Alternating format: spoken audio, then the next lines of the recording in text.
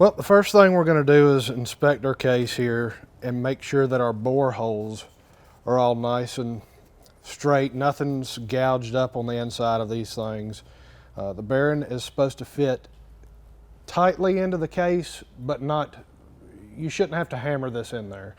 It should be slightly loose in the bore. So the first thing we're going to do is explain what's going on with this stud right here and why I find this important to add in the video. If you don't mind, step this way with me and we'll look at this stud and see what's going on. This stud runs all the way through the case, and there's a yoke bar that runs straight through this hole. If you screw a stud that's too long and it hits this yoke bar, you'll never range shift. It's going to be a huge problem for you, and you're going to fight it and you're going to wonder what's going on. If one of your guys are installing something into the truck, there's generally a bracket that runs across here with some fuel lines. If they're installing that and they run too big of a bolt down through here, it'll never range shift. Make sure that you put the correct stud in here. This is a 55-77-504. Goes here. Install your stud. This is an ATD stud installer. It's not the greatest in the world, but it works.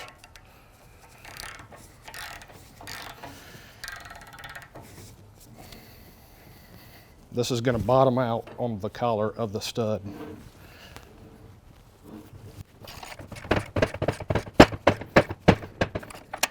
Next thing we're going to do is install our 3 magnets. Our 3 magnets, one goes here, one goes inside the case here, and one here. Now we've got our magnets installed and we're going to the next part. We're going to put our gaskets on our 8-hole PTO cover and our 6-hole PTO cover, and also install our plates. X-8-1200M is the number for the bolt. They're going to torque to 55 to 60 foot-pounds. X-8-1002 is our bolt for our 6-hole. That's going to torque to 40 to 45 foot-pounds. Gasket number is going to be a 4305-310 for our 8-hole and a 4305-309 for our 6-hole.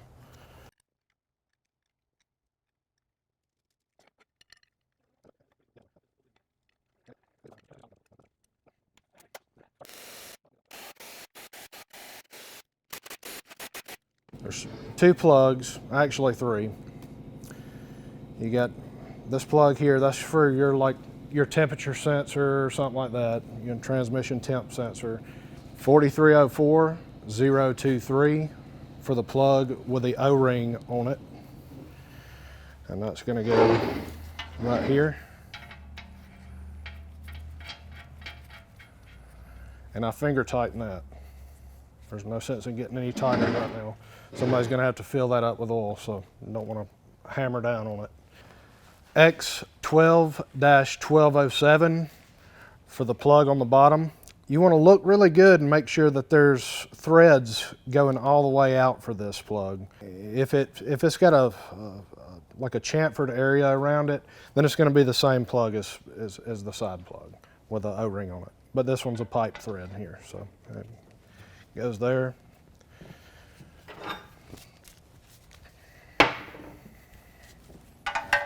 And nothing special, just tighten the plug up, don't get crazy.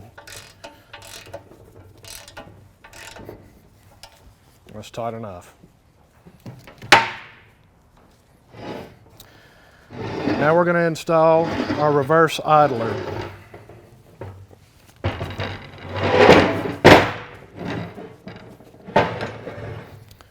And you might want to come over here and take a look at this, and let's see what I need to show you. All right, we're going to install our reverse idler into the bottom of our case here. Reverse idler number is 4303117, and the bearing number is a 14287. We install here like this. There's no forward or backwards on this gear as well. It's just one direction. It doesn't matter. You can stick it in this way or that way. Put it just like that. Let it sit there. We can go ahead and install our spiral locks onto the shaft. 4303336 is the number for our spiral lock. To install the spiral lock, you kind of open it up to where you have like a little gap here on the spiral itself. Put it onto the shaft and kind of, without pinching your gloves up too much, walk the lock around on the outside and just kind of roll it into the groove, just like that. So there's that. All right, the shaft for the reverse idler is going to be a 4305512. Your little star washer on here, I have seen these break quite often. Your star washer is going to be a 4302982. I install about that far onto the shaft when I'm going in. Your other piece here, your little oil catch, is 4302241. It runs down just like this.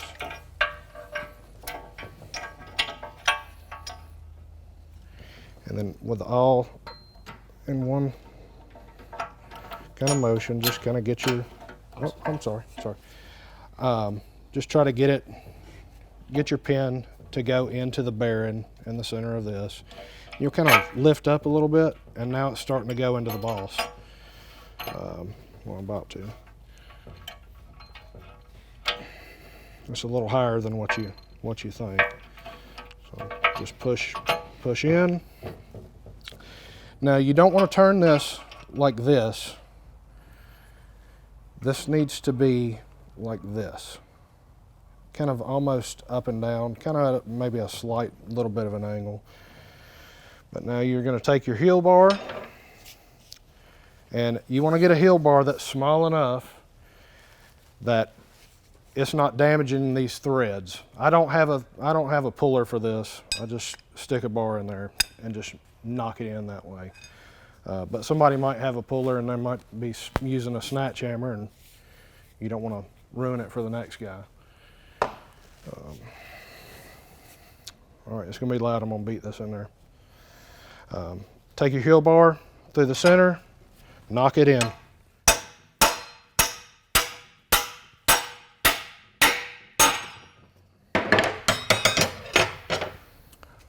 All right, so we have everything turned the right way.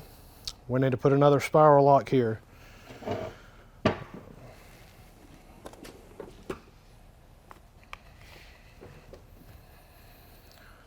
(4303-336).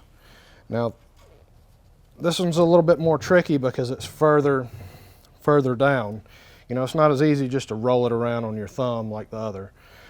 So what I do is I take my little pry bar and I'll stick it through here, and I'll touch right here, and then I smack it with my hand just like that.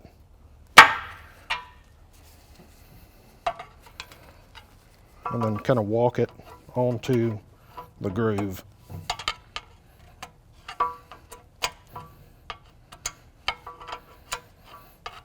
And that's it.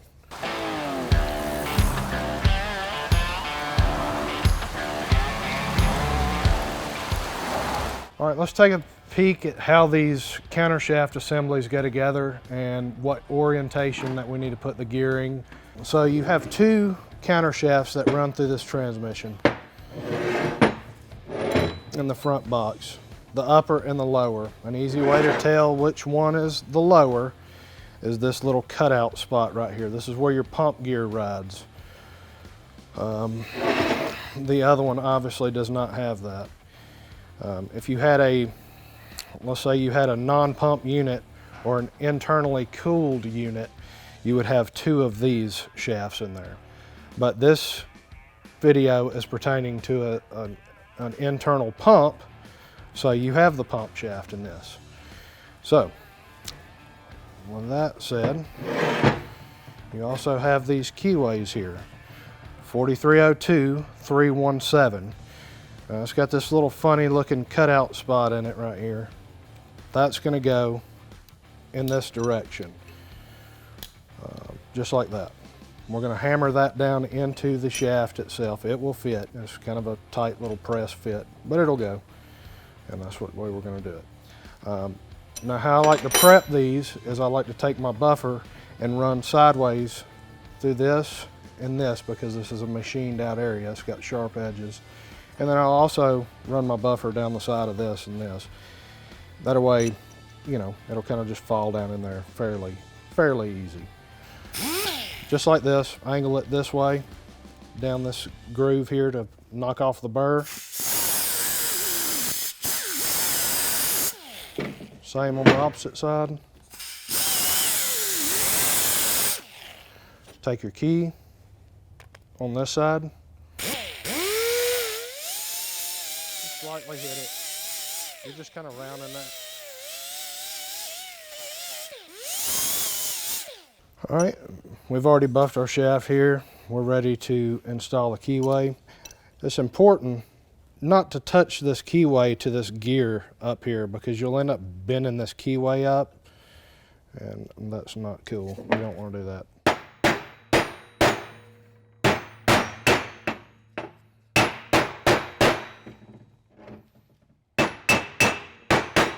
Now our gear orientation. When we go to press this on, there's certain ways these gears run on here. There's also an important thing that you need to keep in mind. You have two PTO gears, an upper and a lower. You have an upper and a lower shaft. The lower shaft having this keyway sliced out of it for the pump gear.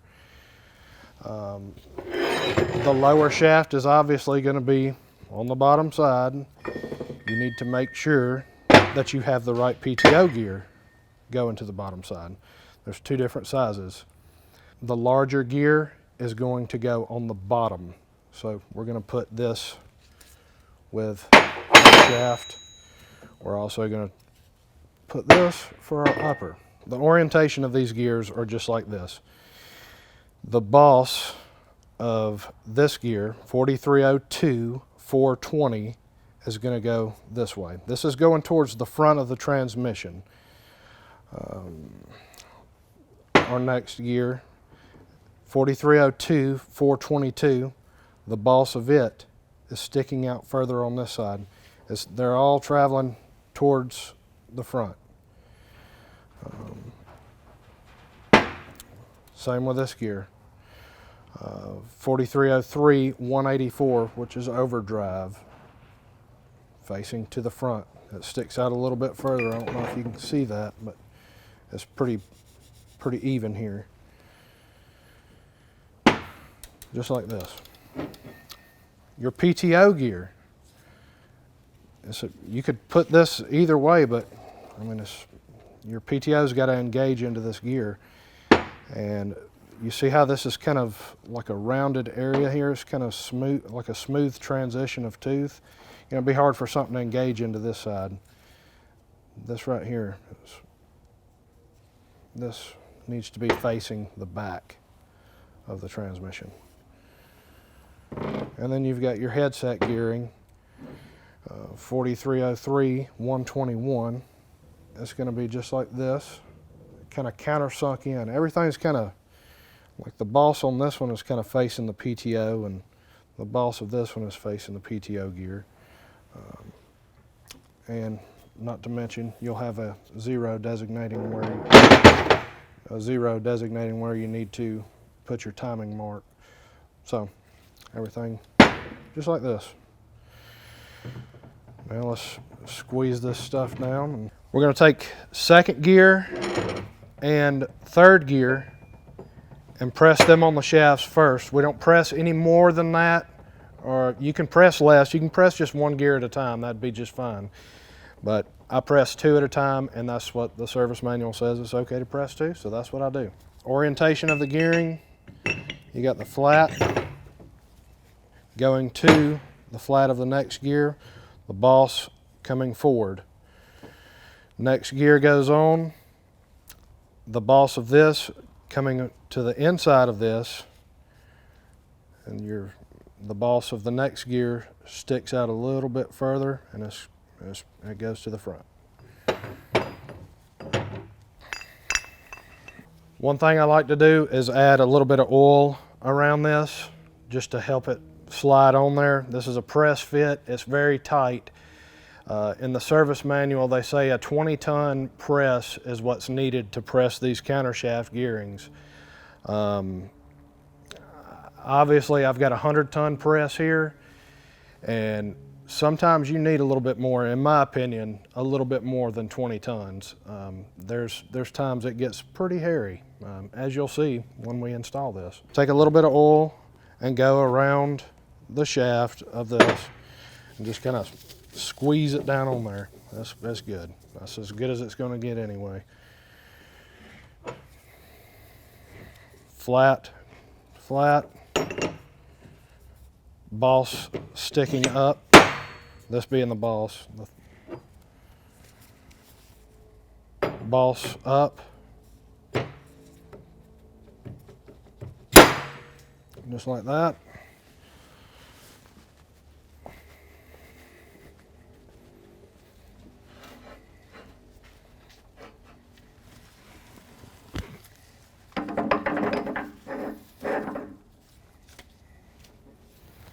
All right.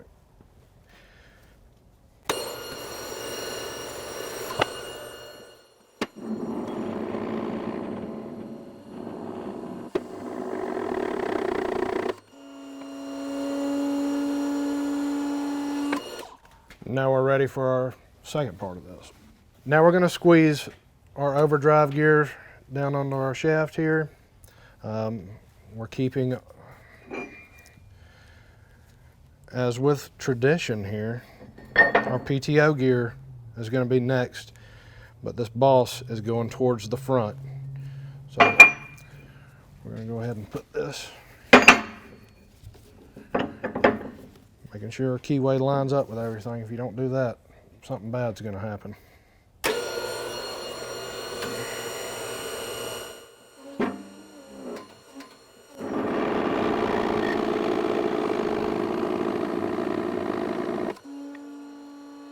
PTO gear is next. Remember our rounded teeth here, little rounded edge. That's, if you have a PTO on there, it helps that PTO engage into this gear itself. These rounded edges are going to be facing up or towards the back of the transmission.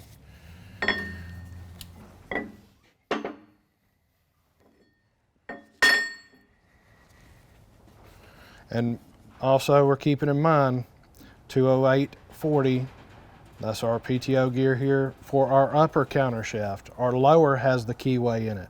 Don't forget about that. There's an upper and a lower.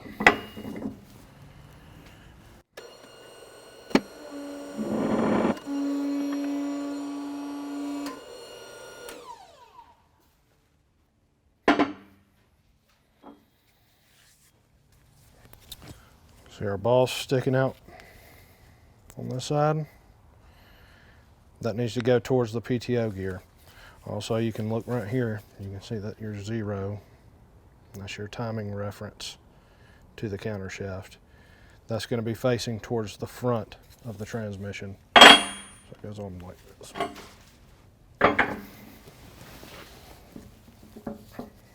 I'm twisting it and putting the keyway into the gears.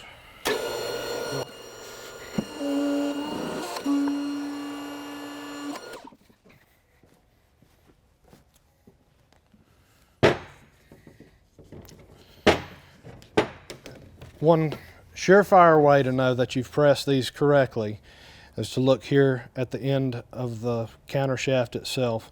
There's a groove right here. That's for your snap ring that helps hold this stuff on here. If you can't see that groove, then you've got something turned the wrong way. Set that out of the way, and then we do the same thing for the other ones.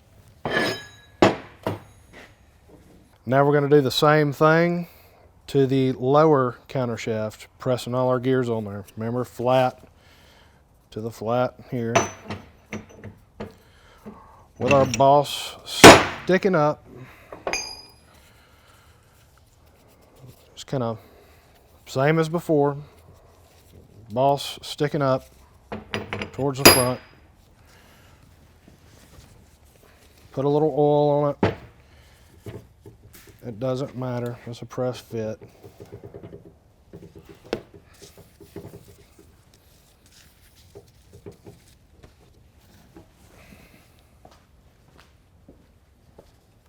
And smash it down.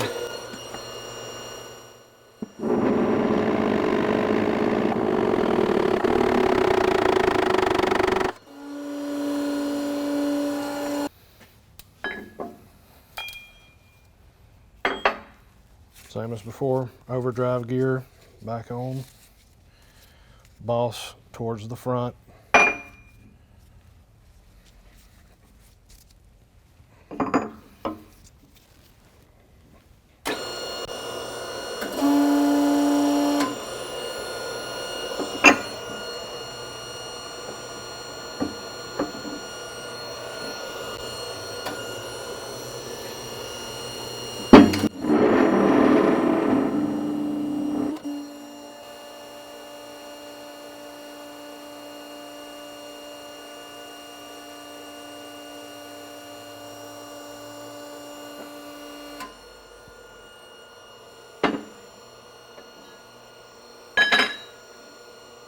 Rounded to the back.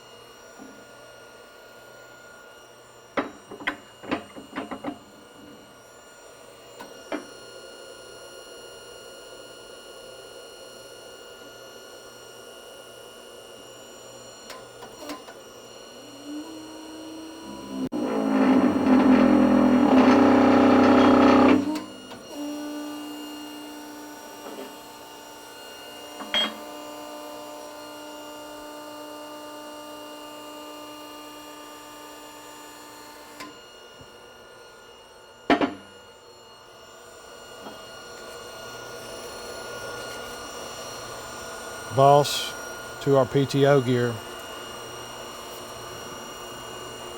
0 to the front. Your timing reference to the front where you can see it.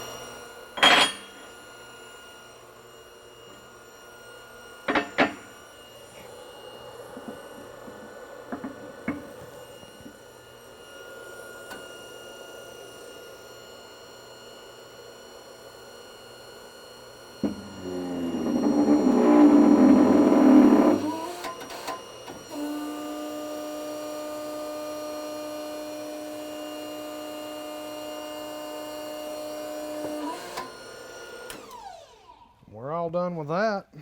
Now the next part. 4302081. That's the snap ring that we're going to be placing on the front of these countershaft assemblies. This helps hold the gearing on here, I guess. I mean, these are such a tight fit, I doubt that they're going to move, but the snap ring goes on anyway. So here we go.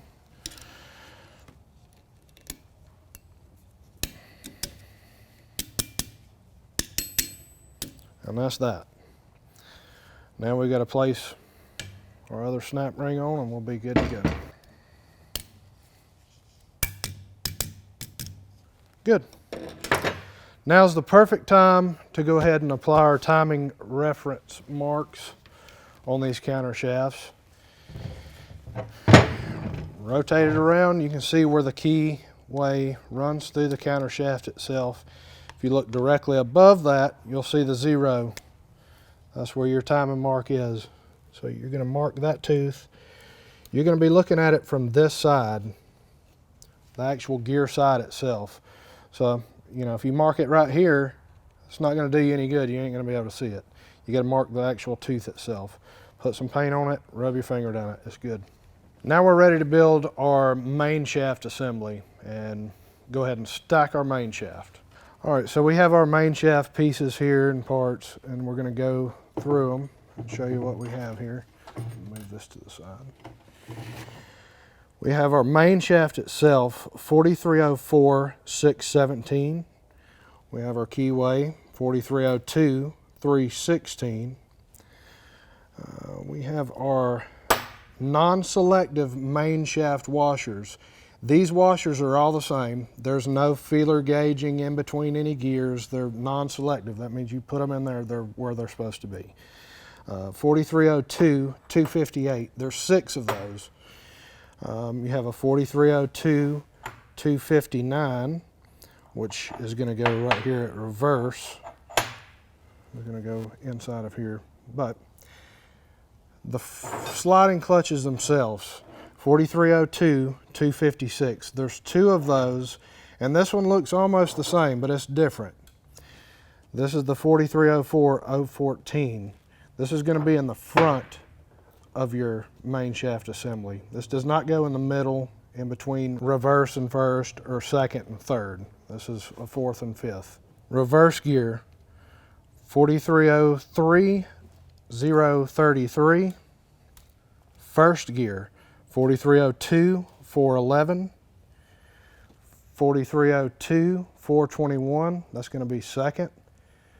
4302-506, that's going to be third. This is 5th gear, 4304-750. Now we're going to assemble our main shaft using the vise to hold the main shaft into place.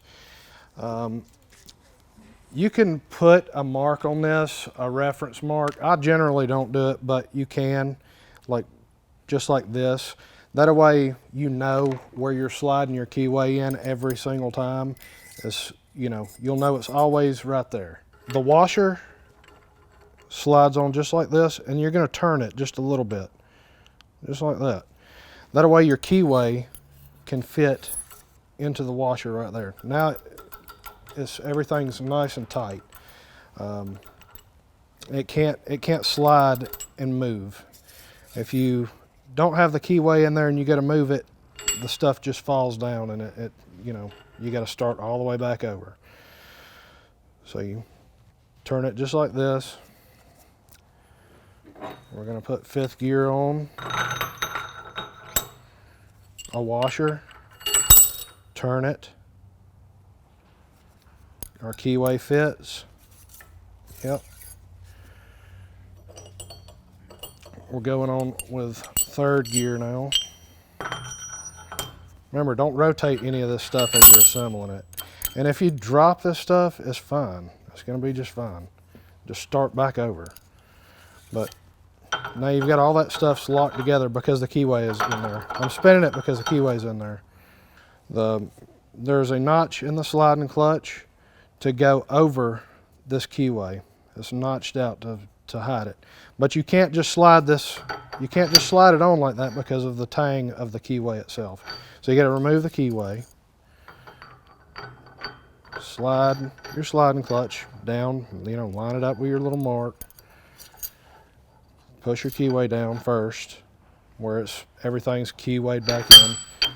Spin it, that's locked in, that's not going anywhere. Start over. Another washer. 2nd gear. Washer. Spin it. 1st gear. Washer.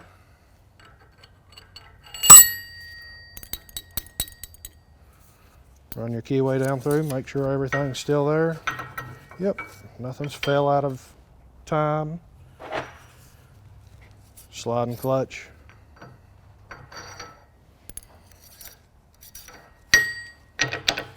Back on. You can go ahead and stick reverse on here. Reverse goes in this direction that I'm placing it right here. The clutching teeth here line up with the sliding clutch itself, and then you're going to have some reverse snap rings and stuff like that. That's going to go into this later, but that goes on just like that.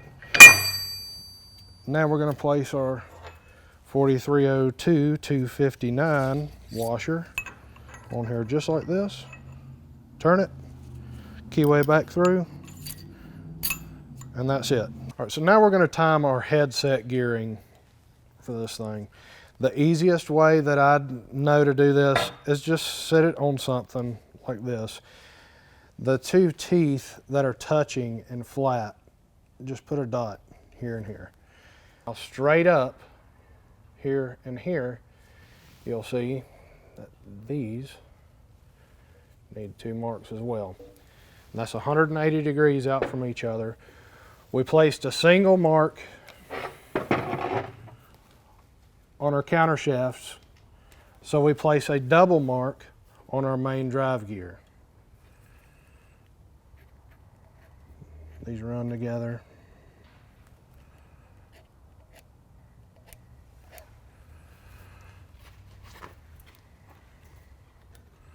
Ain't gotta be perfect, just where you can see it from the top side.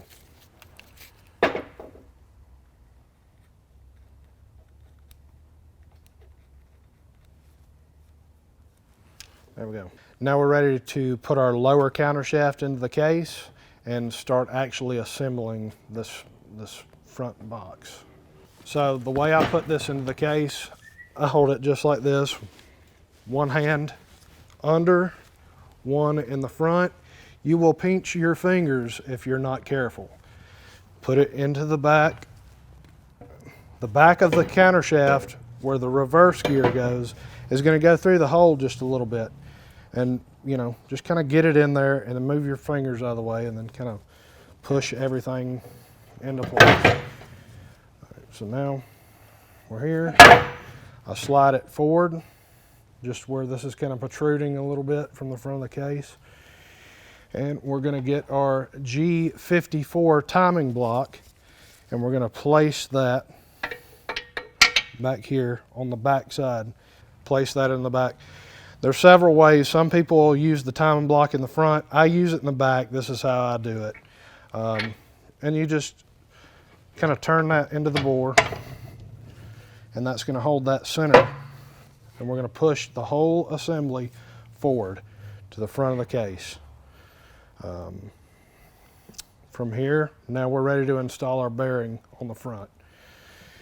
These bearings are, the number for those, 4304080.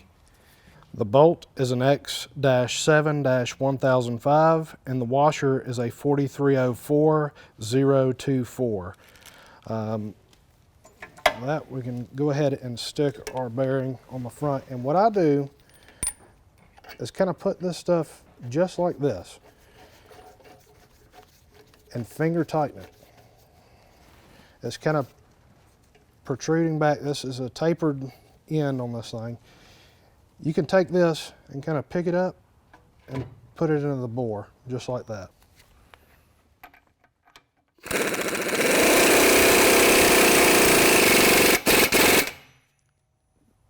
It's there. We can remove our timing block now. And we can install our rear bearing. We're going to use this G230. We'll install the bearing just like this. I've got my hammer here. Y'all watch out because I might go flailing around.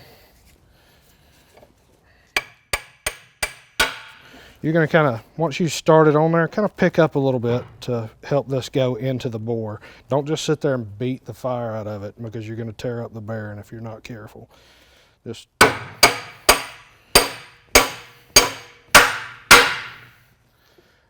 now, that is not bottomed out all the way. This is not, there's one more process that you need to do. You need to take, what I do is I use this little flat pry bar right here. I'll come in here just like this. I pry the gear towards the back, and then I actually stick my pry bar in between all this stuff and just lay it over to the side just like that. That's going to keep this counter shaft from pushing any more forward than what it already is. And I don't know how good you'll be able to see this with your camera, but if you can look back here, there's a gap in between this bearing and that counter shaft, that little step on the counter shaft. Sticking this bar in there is going to help this counter shaft not move anymore, and we can drive this bearing a little bit further onto the shaft. If you watch here, you'll see when I put my bearing driver back on there, you'll see it go forward. That's it. I feel it bounce in the tool. I know it's bottomed out. That's exactly where it needs to be. Now we're going to go ahead and install our upper countershaft. We're ready now. Take it straight down through. Just like that. Our headset gearing that we had timed up earlier, we're ready for it now. The timing marks that we put, the doubles to the single. You see the timing marks here. They go in just like that.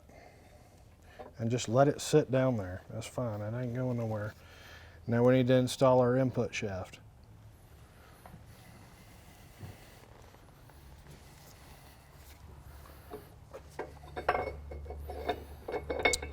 Input shaft, just like that.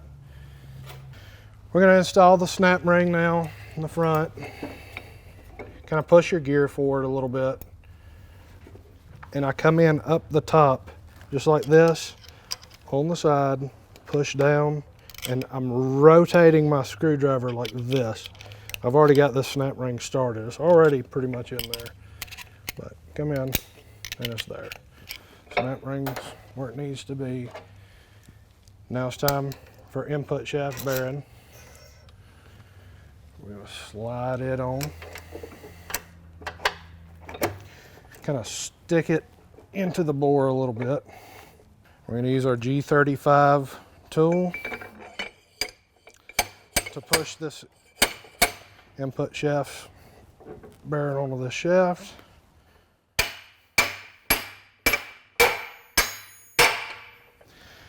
Now I reach around through the back and I'm pushing on the input shaft with my hand. That's the input shaft there. I'm pushing it forward and hitting on this at the same time.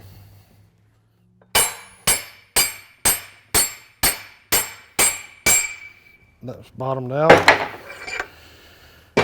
We can see our groove for our snap ring, 16980. Place that on.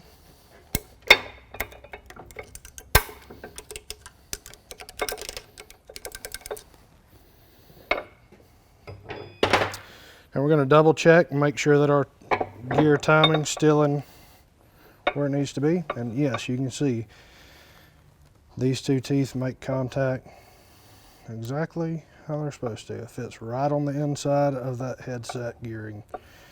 That is, this gear is timed to this gear. Now we need to install our little sleeve here onto our auxiliary drive gear bearing. There's a right and a wrong way to put this. The snap ring being on the outside needs to be away from here. This is going to slip on the inside of your reverse gear. I use a little piece of brass like this just to keep from marring up any of the steel or anything like that.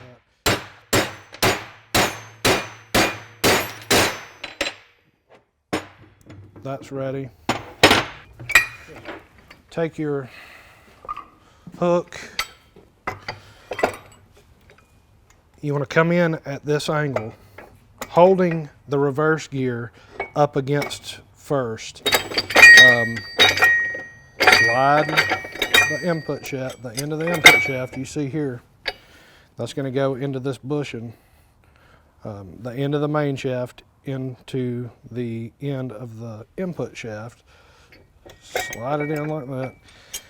Let your reverse gear rest on your lower idler here. There's no wrong way of doing it. You can turn it in whatever orientation you need to, but stick that on the end of the main shaft itself, and then pick it up and slide it into the case. Just like that. You want to give it a couple little taps with a hammer, one on the bottom, one on the top.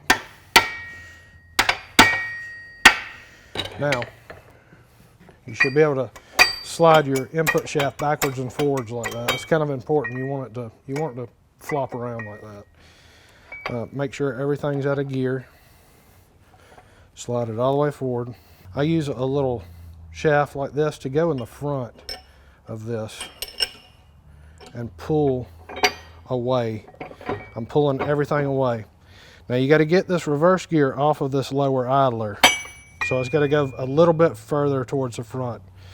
Now all of this will spin without moving this. Making sure your timing, always checking your timing to make sure it's where it needs to be. It's in where it needs to go.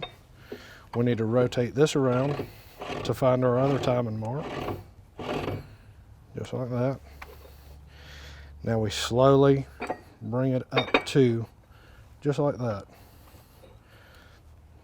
I don't know if you can see it from there, but this gear is timing with this gear. Put your G54 tool back here on the back. Hold all of that into space. Slide everything towards the front. Now we're ready to install the bearing on the front. Same as before. You've got that stuck forward just like that. We're going to put the bearing on here just like this. And we're going to go ahead and screw in. Bolt, not screw. Finger tighten. That's a tapered shaft on the end. Now, if you come to this side right here, you can see what's about to happen. I pick up and I slide it all in at one time, just like that. I just picked that whole thing up and slid it in. It's still in time. It's right where it needs to be. Now we need to tighten it up.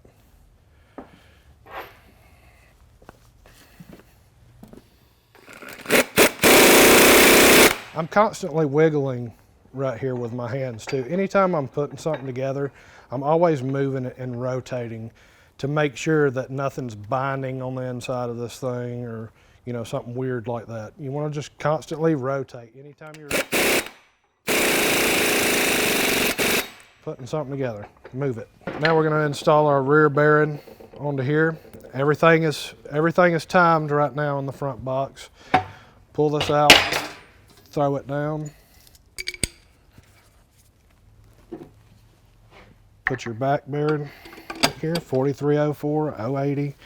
Tap it a little bit, get it started, and then you're going to kind of pick it up and slide it to the bore at the same time. Same as before.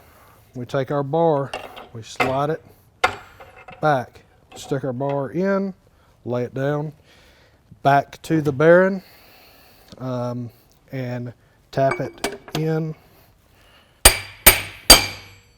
See it bouncing? You know it's flush. You don't have to beat it any more than that. Now it's time for the reverse idler. We're going to go ahead and put our reverse idler in now.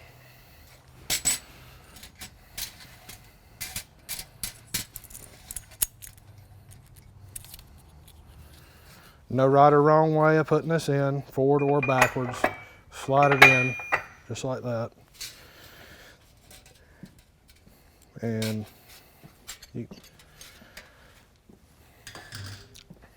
the same as before. We're gonna put our little washer just on the end, just like that, about that far. And if you look on this side, when I go in on the back side here, you'll see why I only stick it on that far. If you put it all the way down here like this and then try to go through with everything, this little washer is going to hang up on the inside of the case. You got to kind of feed it through the case first, like that. So, that, we're going to take our washer. We're feeding the washer through the case on the back side here.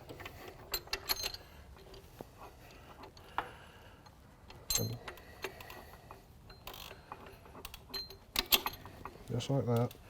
See, it's on the back side of here. And we're going to push it forward a little bit.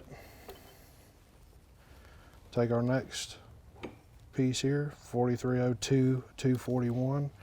We're going to roll it right in between here and hold it right there. with one hand. Kind of push in a little bit more with the shaft. And kind of pick up just a little bit. You're going to push it all the way in just like that. Remember, we're always having the slot turned slightly up. You don't want it straight up and down. It needs to kind of be at a little bit of an angle. Now we're ready to drive it in.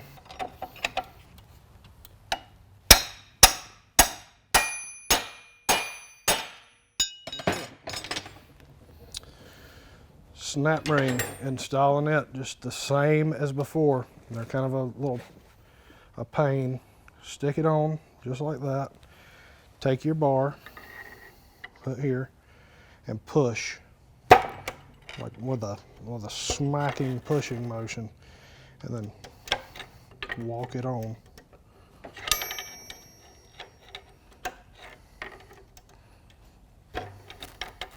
That's it.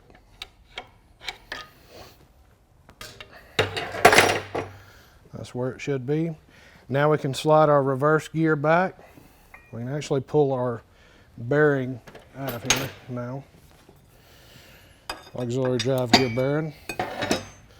Pull it out. We're going to take a bar, pry bar from the top. We're going to slide our reverse gear, kind of rotate a little bit. You might have to pick up on the back and kind of twist. Get everything to slide back just like this. It's going back now.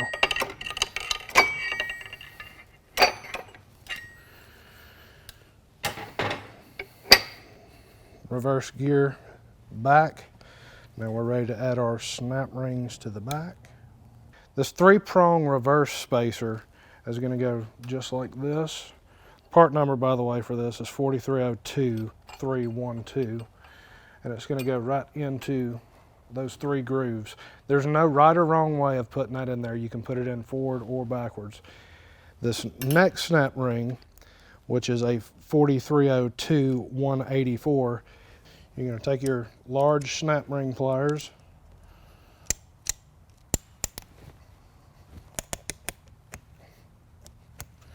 feed it in just like that. Oh man, that's still. Push it into the spot. Kind of let go of it. And then poke it. It's hard to do this left-handed, by the way. All right, well, that's that. It's there. Reverse snap rings in there. Now nothing will move back here anymore. It's all locked into place. We're ready to place our auxiliary drive gear bearing on. Push it into the hole. Drive it in with a piece of brass.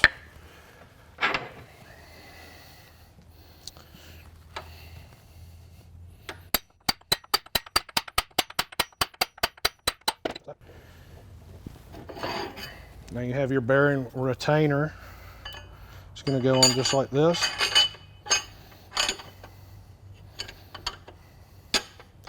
There are 6 bolts that go through the auxiliary drive gear bearing retainer, and those bolt numbers are X-8-1003M. They torque to 40 to 45 foot-pounds. I like to add a little bit of Loctite to these because these are in oil all the time. I like to add just a little bit on the ends of each one. You don't have to get all crazy with the Loctite.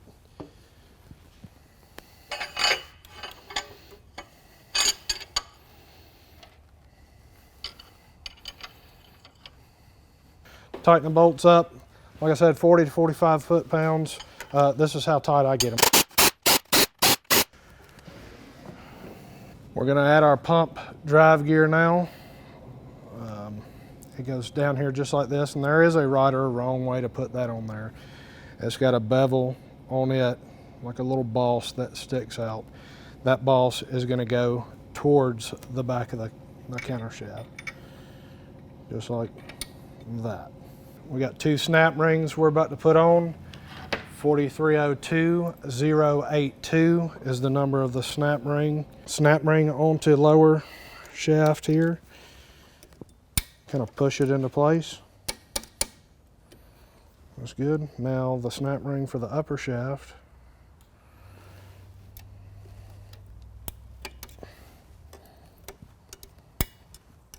Just like that. We're ready for our auxiliary drive gear. The number for this gear is a 4302435.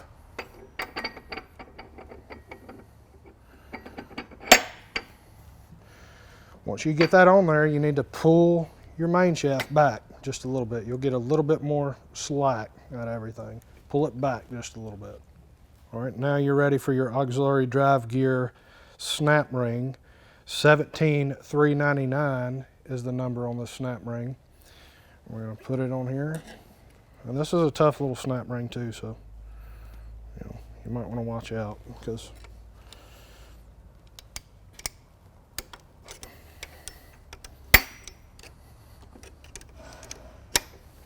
just like that.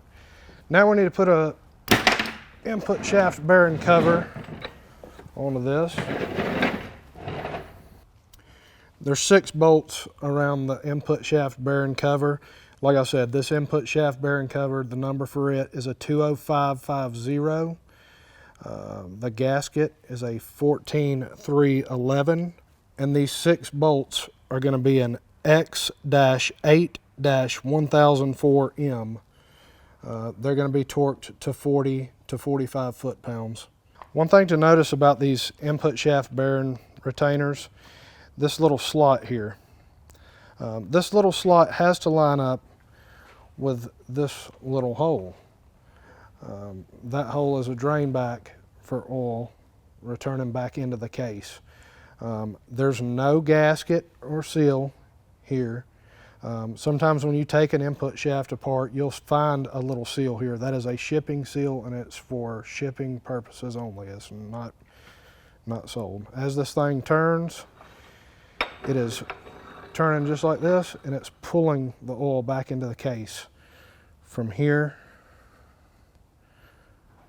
just pulling it right back in the case. So that's what we have to look at. Put the gasket on. Obviously you want the hole to line up in your gasket.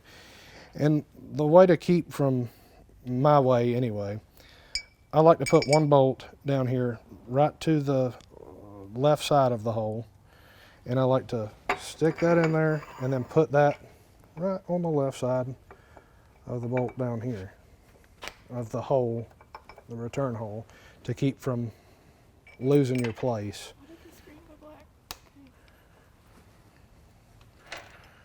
Now we're going to tighten all of these up, and I don't put any Loctite or anything on these. That's just fine how it is.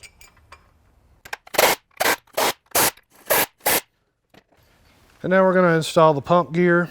This is a 6mm Allen socket, fits this. You don't have to get crazy with this, like 23 to 26 foot-pounds of torque you put on this bolt. I do put a little bit of Loctite on it, and let me rotate this around where everybody can see.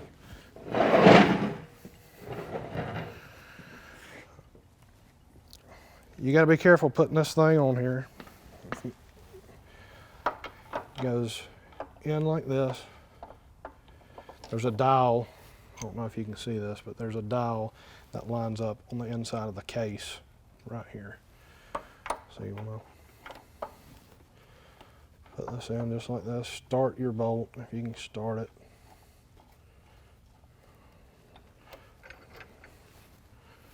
Just like that. I like to move my counter shaft gearing around like that to make sure that this gear is meshed with this gear. If you don't, you can break it. Like I said, we're not getting crazy tight. I know, you think a transmission and you really need to hammer down and tighten some stuff up. This is how much I put on this. Like that. That's it. So we've assembled the front box. It is done. This is ready to go. We're going to be putting a bell housing on it.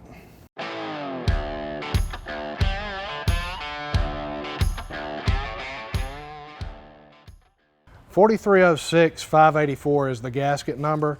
It goes on just like this. You stick your little gasket on there. We're going to take our A7802 bell housing. We're going to place it onto the front just like this. Place our bolts. There's 4 of these.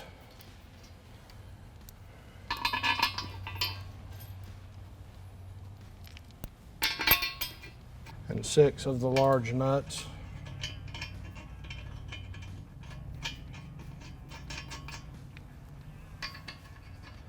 The large nuts here are going to be a X-1-1606M.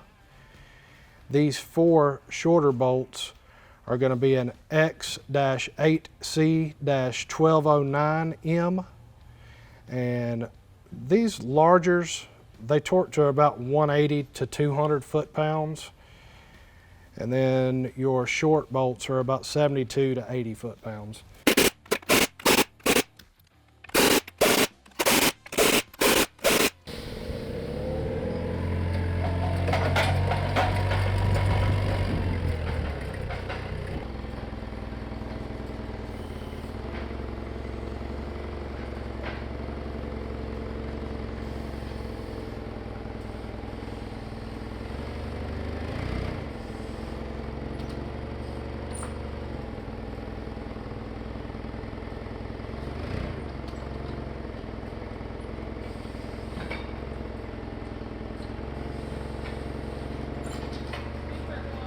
Now we're going to time our back box gearing. We'll start with our counter shafts here. If you look on your counter shaft gearing, once you have your bearings removed, you have 2 marks here. That's your timing reference for these counter shafts. Sometimes these things will be stamped on the underside of the tooth, or sometimes they can be stamped on the top side. Obviously we see that it's snapped here and here. So we're going to take our finger, run it up. We're going to put a dot here and a dot here. I like to make like an M shape out of all of these. And what I do is I look over these 2 timing gears or timing marks and run it down to this gear here. So when I look over the top and look down, I will see that these 2 line up. Now those 2 marks are in place. We'll do the same thing on this. 2 marks here, run our finger up, put a dot on both of those. M shape. It's just how I do it. Then I look over the top and go down to this gear. The points of my 2 teeth here should line up with the points of these 2 teeth here.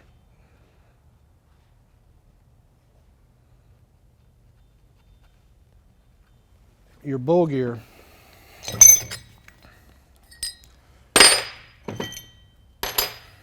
when we time our bull gear,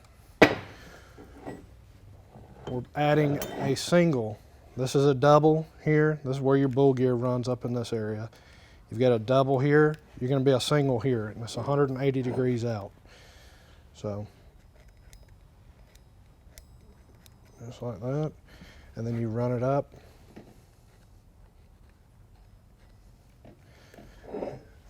That's that. You can take a flat piece of steel or something if you have one laying around somewhere, and you could run your flat piece of steel like that. And you know, it's going to be half of the circle here. You know, if it's kicked over like this, then that's obviously wrong. You want it to be right in the center, 180 degrees. We can go ahead and assemble our yoke bar. Got 2 snap rings that hold the yoke in place. Snap ring number 4302080. Put one here. Put your yoke bar down on it.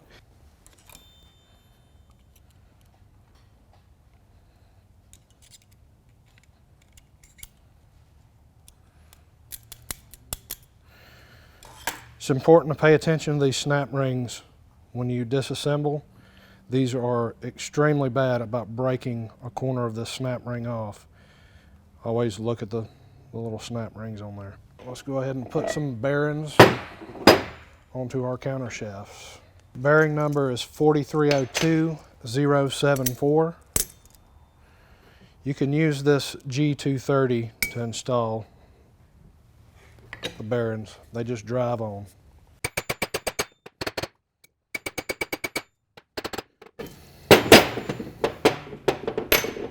Bearing races, we're going to install those into the case now. Here and here. I've got my little funny shaped hammer. I love this hammer. Just you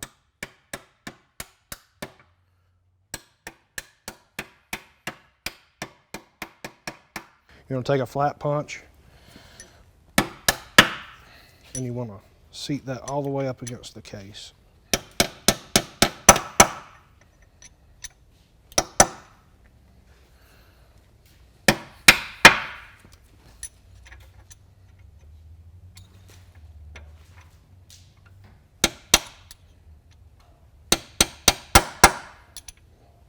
You can hear it bottom out in there, and that's good. Go ahead and run a timing mark across our auxiliary drive gear. 180 degrees because we got doubles on our counter shaft. So a single here, and then a single here. That's 180. You can turn it so long as the sliding clutches aren't engaging on the main shaft, but 180 degrees here.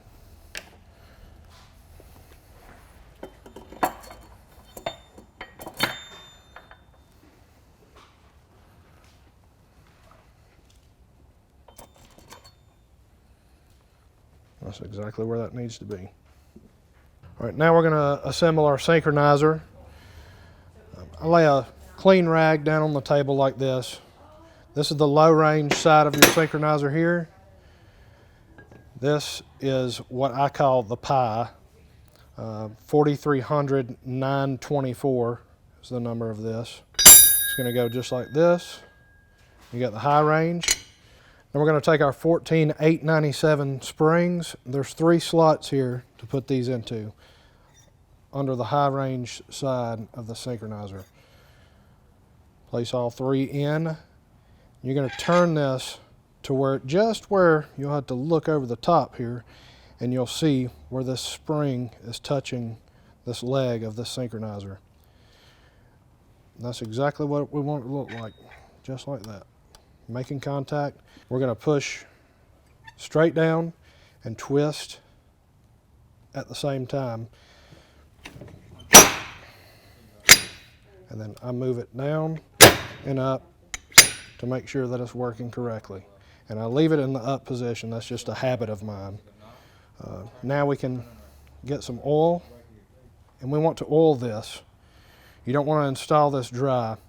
This thing will get hung up if you install it dry, and then you'll have problems shifting it on the table later. So,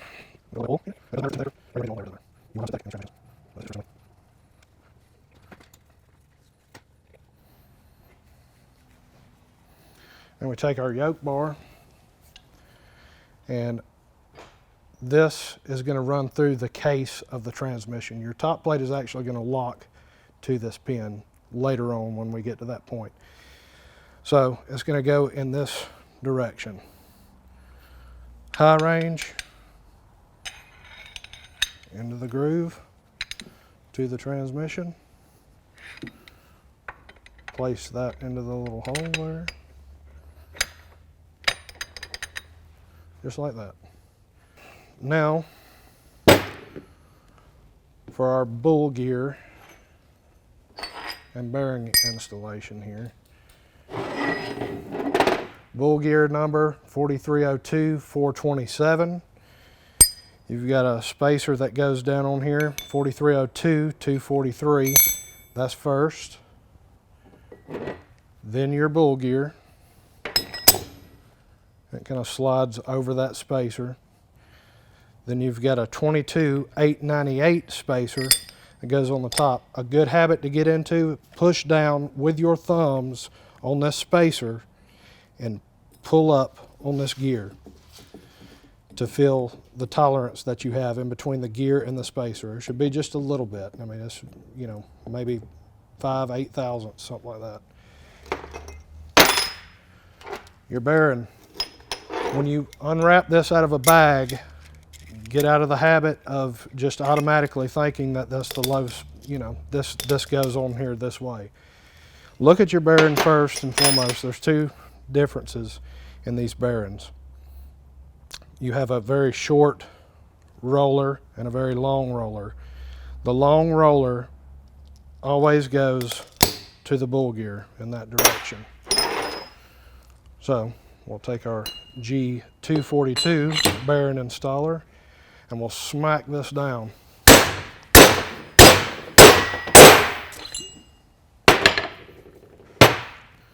Now that's ready to go. Take your bull gear bearing,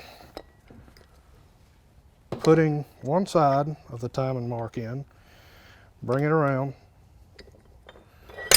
just like that. That's installed now.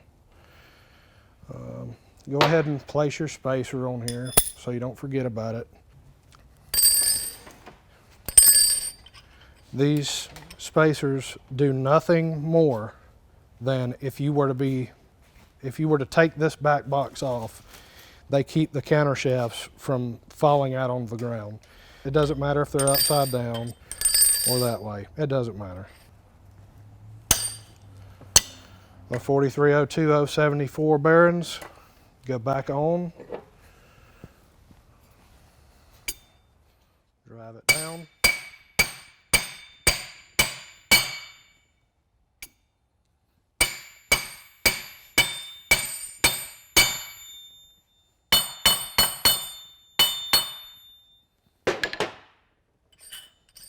Now we're ready for some pins.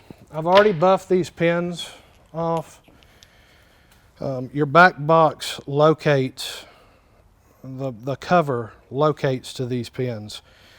So you don't want to grind down on this area right here too much. As you can see, I left that unbuffed.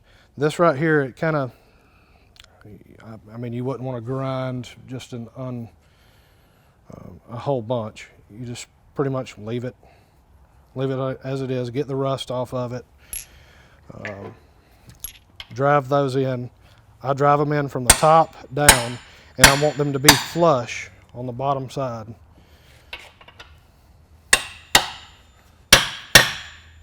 Just like that. 4302248 is the gasket number here. We're just going to install that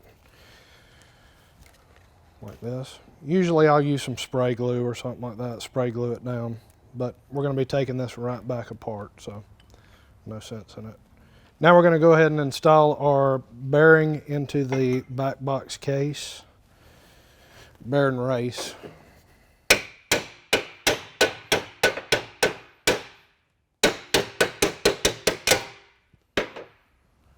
And you can just kind of stick these right here just to hold them.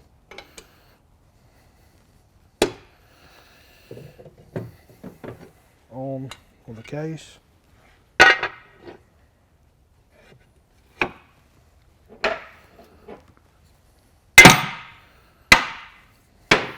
That's it. There are 17 of these smaller back box perimeter bolts. These 17 bolts, the number for those, X-8C-1036M, and there are two slightly longer bolts for the corner. That number is X-8C-1037M. They torque to 40 to 45 foot-pounds.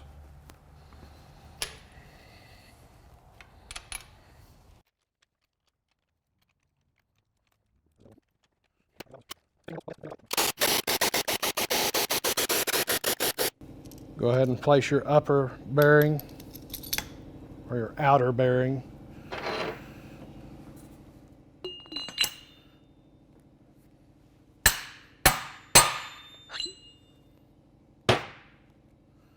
Tap your races in.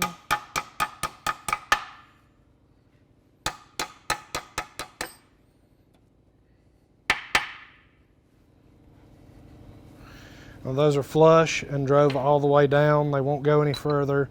We've already seated those into the case when we drove them down with our punch. So they're as low as they're going to get. Now, we get to shim this. These are tapered bearings. They need to be shimmed. Now you'll need a set of calipers or something to measure whatever gasket. This is a genuine gasket here. When you are measuring this gasket, you can see that it will crush down to about 15 thousandths. We're going to be adding that to our measurement here when we check our depth. Place your depth gauge up here, and you're wanting to run your depth gauge and touch this surface of the bearing here. You run it in there just like this. 20, 25, 30, 35. I can feel it touching there. Now I've already measured this. We've got 35 thousandths here. We've got a 15 thousandths gasket here. That brings us to 50 thousandths. We measure our shims here, and we've got roughly a 50 thousandths shim. A couple thousandths, even plus or minus, isn't going to really harm anything. Like I said, I've done both sides already, and I know that my shims are both at 50. Place those on. Your gaskets.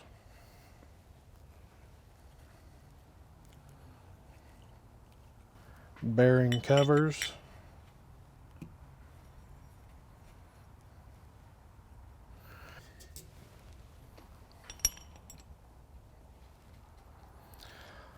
Eight of these.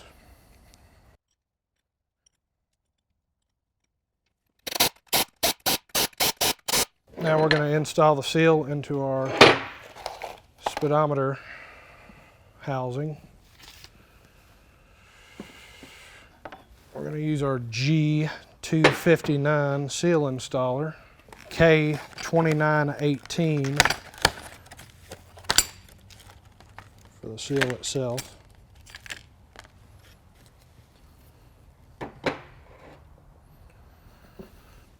Just like that, and smack it.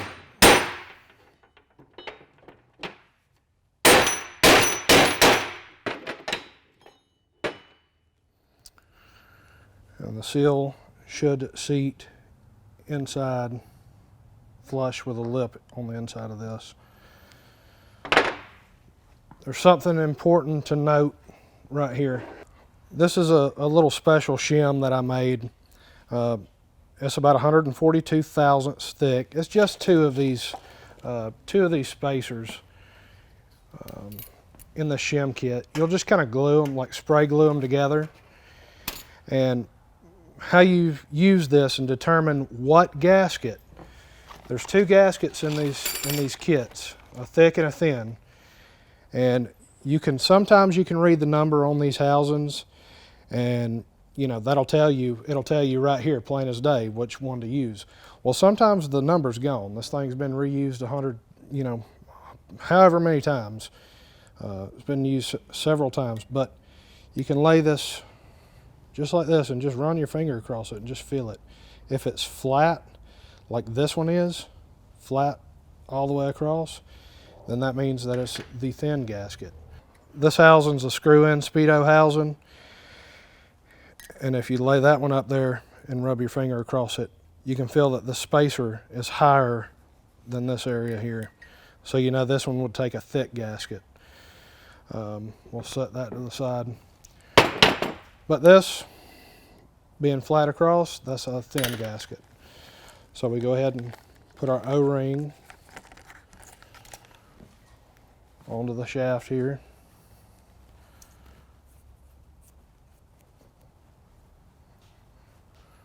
Put your gasket on in the right direction. You're ready.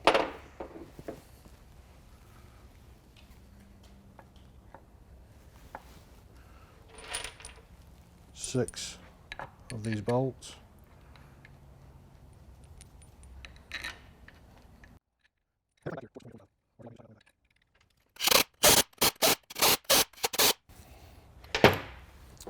And for our tone wheel, just like that, we're ready for a yoke. This is just a used yoke. You know, this is going to be changed from truck to truck depending on what kind of drive line they have in there. FRO16210C nut. If you had to torque this, this would torque to 650 to 700 foot-pounds of torque. Now, I have no way of doing that. I'm not bolting this to a table and doing this. I'm going to tighten this up with an impact until I know it's tight. 2 3/4 socket on a 1-inch gun. And I grab around like this and hold here. Make sure it's tightening. Slowly.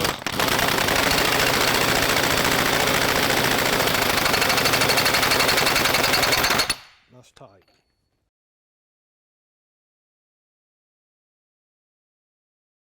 So not everybody's got a forklift.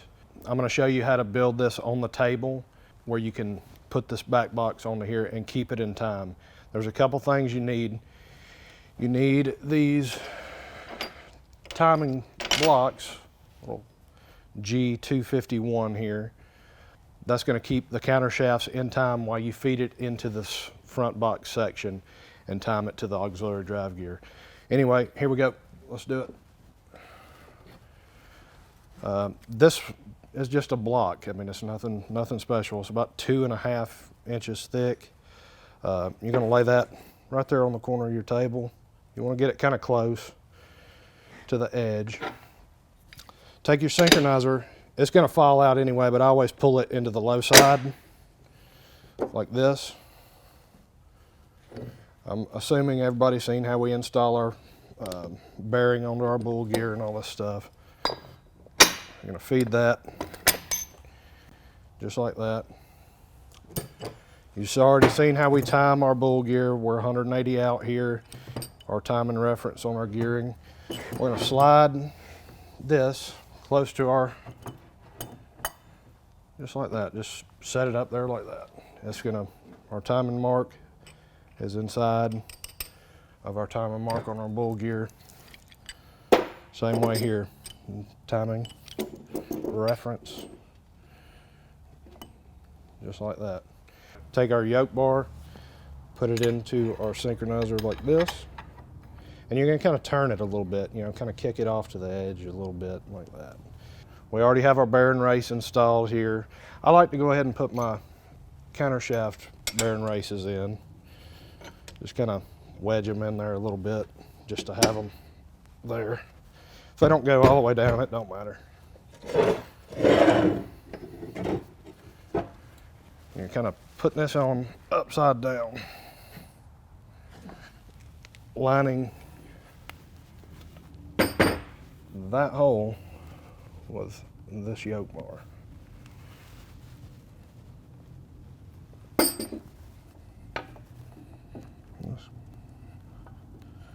Sometimes it's kind of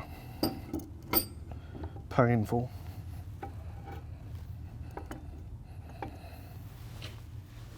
Like it is now. All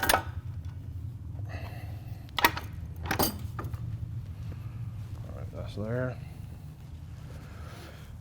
Take our hammer. Gonna tap this race down a little bit. Now we go ahead and put our straps onto our counter shaft. I'm using 2 of the 4 short bolts that go around the perimeter of this cap.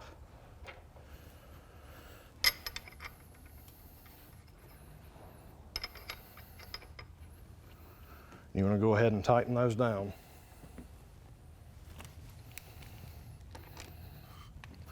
Making sure that your bolt hole here is in the center of your counter shaft hole here.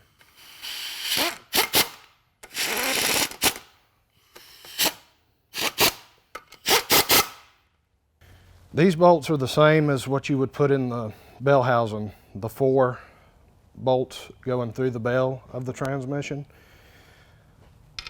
Run them through the center. You don't want to get these super tight. You just want to get them kind of snug, just slightly snug.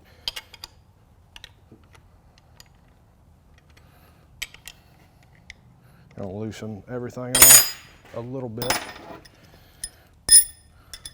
Your spacer, the outer part of your bearing. Right now would be a good time to go ahead and check your timing reference before you drive this bearing on. You can see the tooth on the bull gear is in between these 2 teeth on the counter shaft. This side is in time. You can see that these 2 teeth, that tooth is in the middle of those 2 teeth. This side is in time. Go ahead and drive your bearing on now. Drive it down.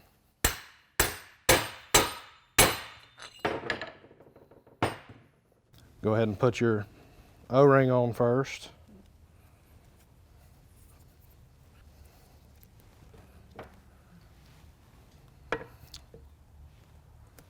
Your speedometer housing. Bolt that down with the 6 bolts.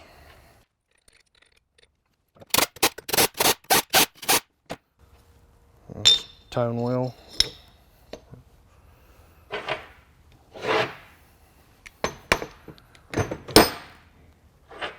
Yoke.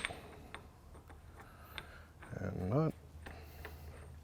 Tighten this down.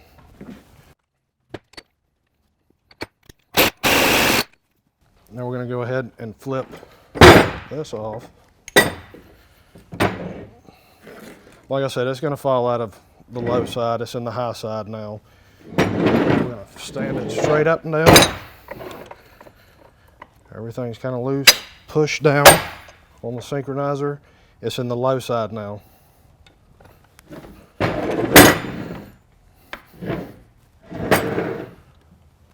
Now before you go, make sure that these are kind of snug, not super tight, not super loose. Spray your adhesive on.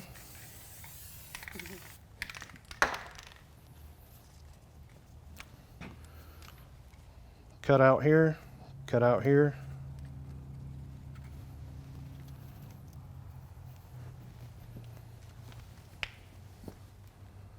You want to turn your back box towards the side of the table. And here comes the fun. Feed counter shafts into the hole first and trying to line them up on the dials just like that.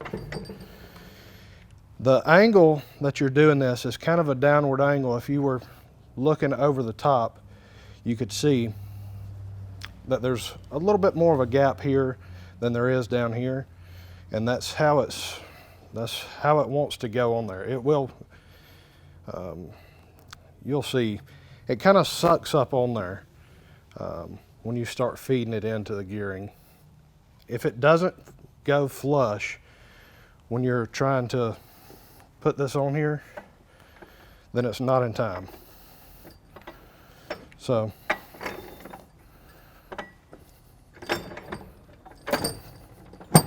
that it should be just like that. That's flush. You can let it kind of dangle just like that. If it's got a gap, that's fine. Go ahead and start a couple of your bolts at the top.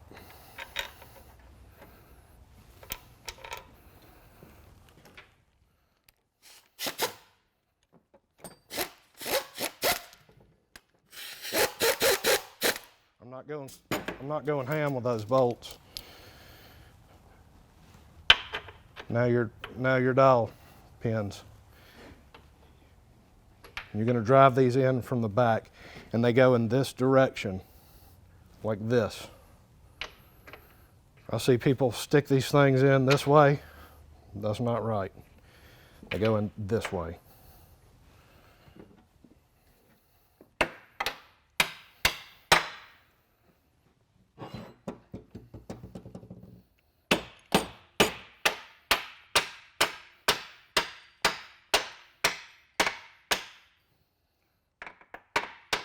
trying to get it as flush as possible.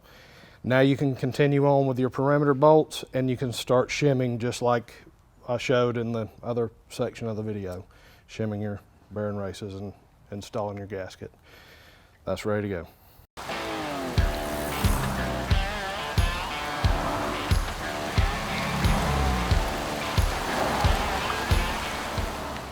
Need a 3/16 Allen wrench, an 8mm Allen socket.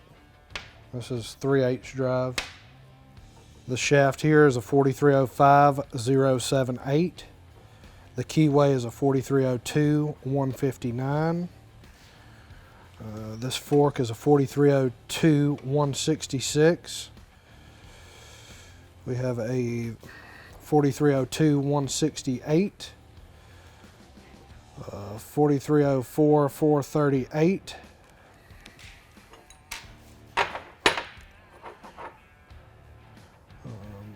4303038. X-8-1013M. That's going to go here. 4304138. 4302134. 4303225. 4302172. 4302183. 4302133. The inner spring, the small inner spring, is a 4302139. 4302138. The little plug that holds all this stuff in. X-12-208. There's two main things to look at here. This is what they call a lug style top. This has lugs running down it with a single key. They make a Keyway style shaft like this, which is extremely problematic. They tend to break here on the end. It'll break, and then it gets all kind of floppy. This one way of telling what kind of top you have, just for visual reference. This tall boss here is kind of an indication of a lug style top, which is what you want. You want the tall boss through here. So we're going to install our K3104. It comes with this little actuator pin and this little clip. To do that, simply beat that into place.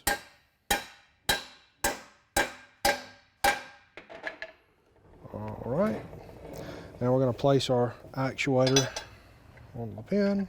We're going to use a screwdriver or anything. I'm going to use this little Allen wrench. Push that down on there, clip that in the spot. This cutout goes into this. It's kind of important when you're putting this together to make sure that this flat area here is onto this flat area here. You can physically put this together and have this kind of down in the groove and not necessarily where it should be, and it'll go together. But make sure it's on the flat of this. Our middle fork, front, this is the front of the unit here, front to front.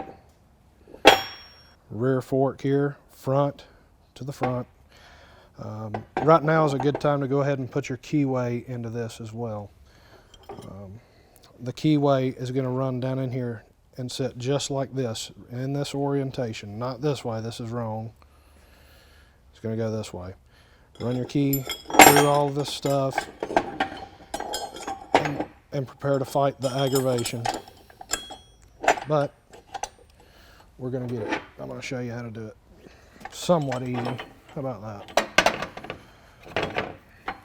Start with putting your shaft in here. The keyway slice that's running through this bar is going to be facing you. You know, make sure that you are putting it in with the open side of the keyway, you know, going in. It's got to slide through all this stuff. Obviously that's wrong.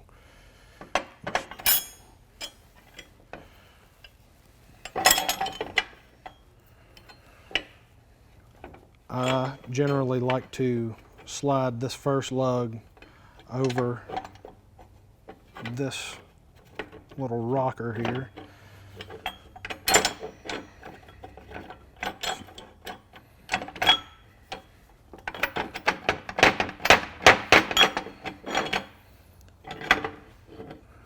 There's no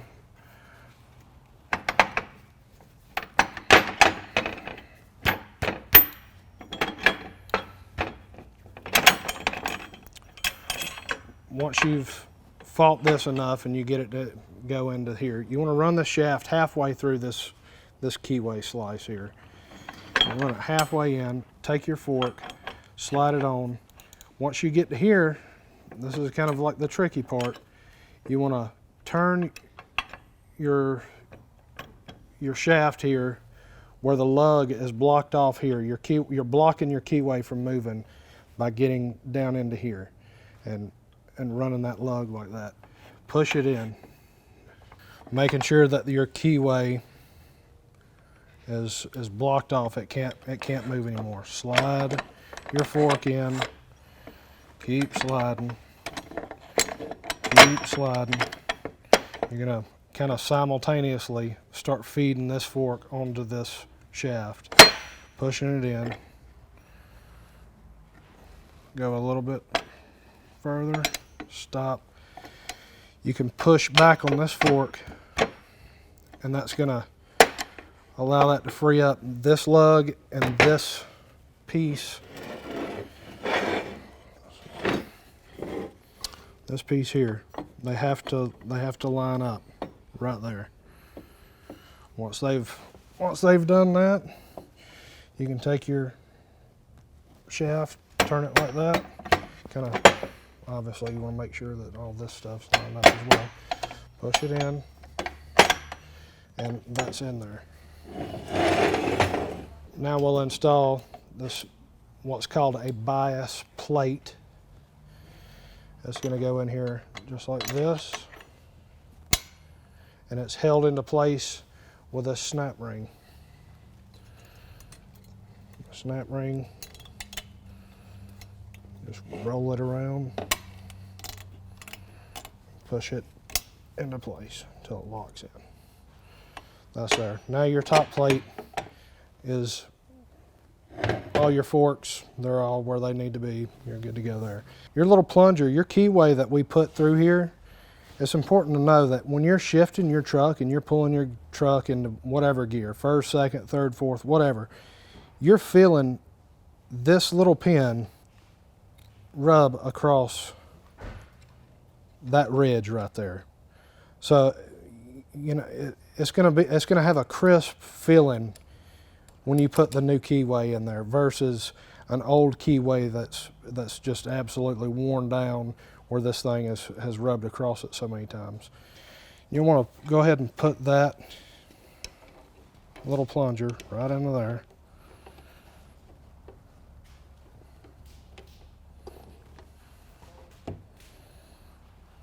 I put a little bit of Loctite on this bolt.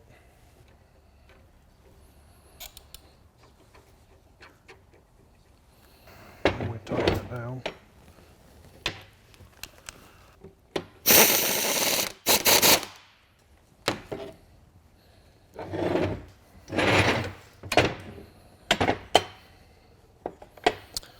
Now we'll work on our bias pin. The bias plunger goes in this orientation. Both of your springs inside. Our little 3/16 Allen socket on our plug. This is going to tighten down to 84 to 120 inch-pounds. Push it in. Going to Start it all at the same time. Just like that. Now we're ready to install our piston kit. Bigger O-ring on the outside. The smaller of the two left over there. This O-ring goes on the inside of here in your top plate range housing. That goes on in this way. Don't put it on this way. This metal side towards the keyed side of the shaft.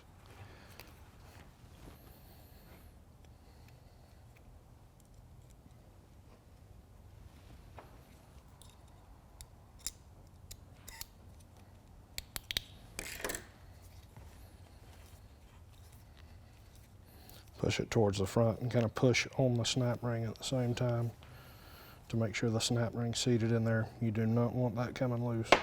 There's a tiny O-ring in this pack that goes right here. They send you 2 packs of this silicone lubricant. Squeeze some of that into this spot here and rub that around all the way around. And try to touch that O-ring that's on the inside of this. You want to get a good coating of that stuff all over that too. And these are absolutely notorious for water damage in these things. I like to put a little bit of oil in here as well to get this slicked up. Make sure that there's a good coating of oil, nothing dry. Take your piston. We're going to put a little bit more of the silicone lubricant all over this piston.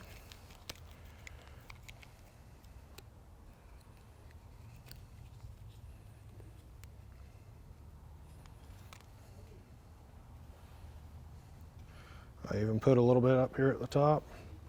Help it glide over that O-ring that's on the inside a little bit. And when it comes in, you can't just push it straight in. You got to come down at like a weird angle, kind of like off to the side like that, and then roll it in like that. It's a strange thing, but I'll do it again. Like you come in kind of at an angle and slide it in, and then roll it up. Like don't just try to jam that in there, because you'll roll the edge of this piston. It's a little rubber piston. You'll either roll it or you'll cut it. And then you're going to damage that, and then the thing won't want to range shift correctly. So just like that, push it in, just like that. Now pull it out a little bit, and we'll put a little bit of this silicone lubricant.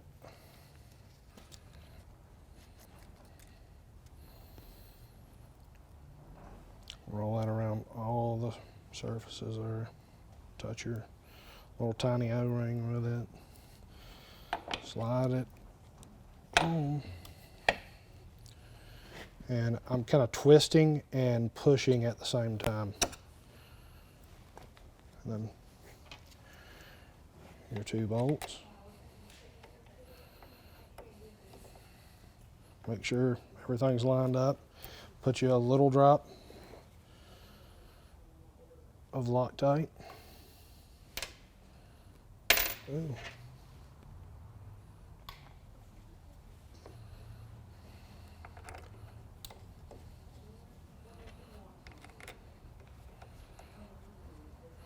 Now we'll tighten that up with a 13mm socket.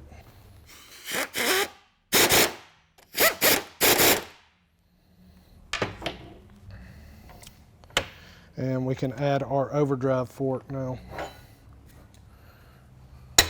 That goes on this way, not like that.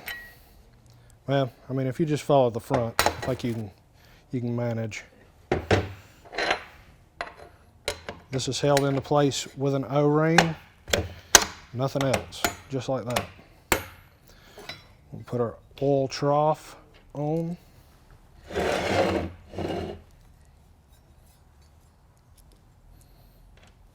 Again, with a little bit of Loctite. This is all on the inside of the transmission. We don't want this coming loose.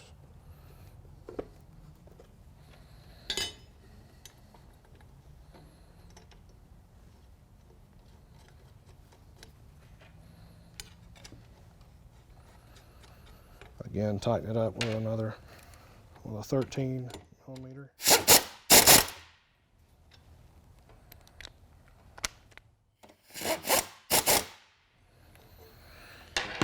And that's ready to be put on to the transmission now.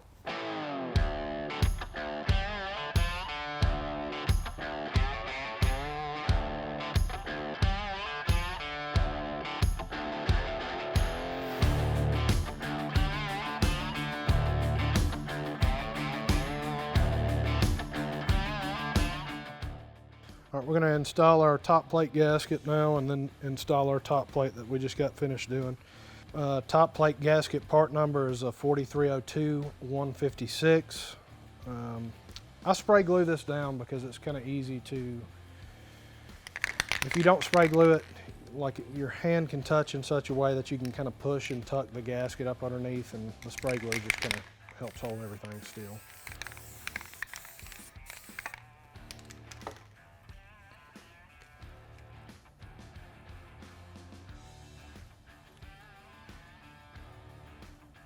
Alright, now the top plate, I rest it on the side of the transmission like this. Make sure all my forks are loose underneath. Grab here and here, come up and over the top and down into the forks. I don't know if you can see this, but the forks, they ride over and into these slots of these 3 sliding clutches on the front box. So up and over and in between, just like that.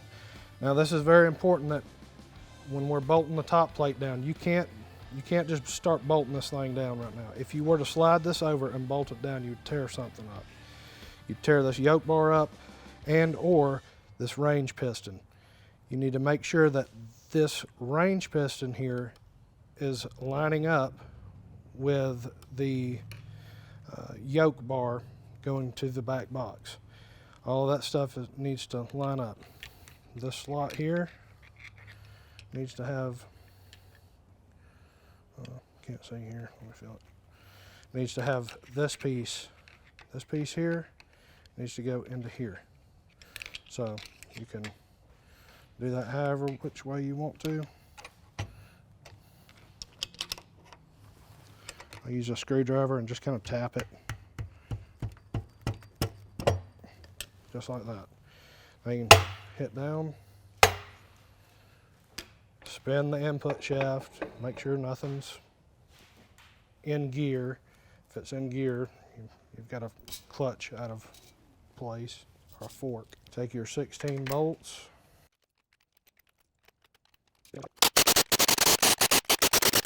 Then we're going to add our modulator. Part number K3245 on the modulator. And this restricts the air down, you know, from whatever, 150 to about 82 PSI. All right, in the pack, you're going to have a large O-ring. Goes over just like this.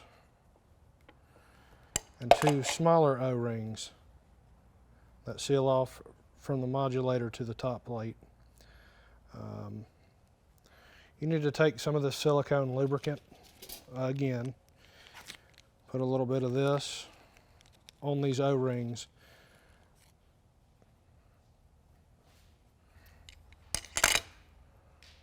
Just like this. Your 4 bolts.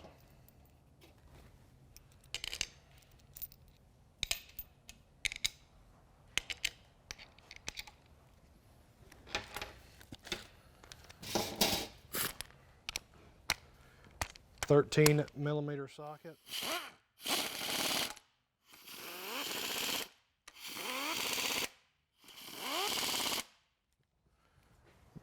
Notice I'm not going ham with that, just nice and easy.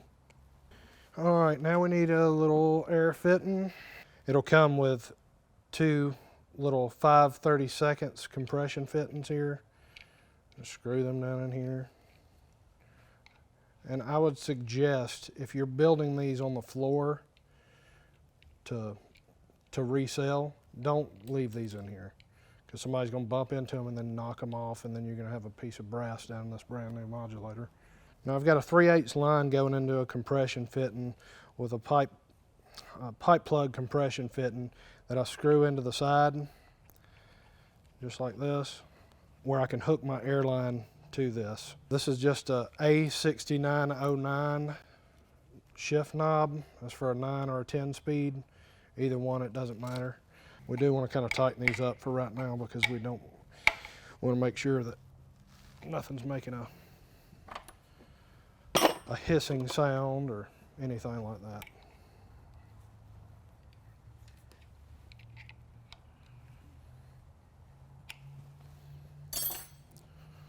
Air pressure will be regulated down to like 80 to 85 psi, something around there. You know, shop air regulated down. Air's blowing out of this. This is a good way of knowing which one's red.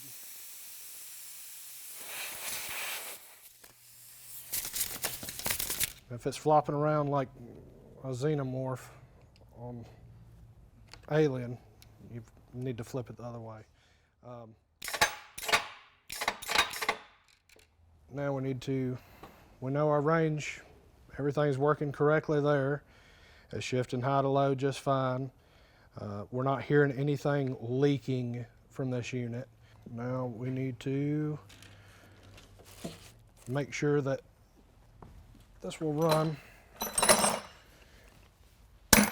and go into all gearing positions here. And that's what I normally use there. I know that's very technical, but that's a ratchet. It fits right into this stem right here, just perfect. So pull.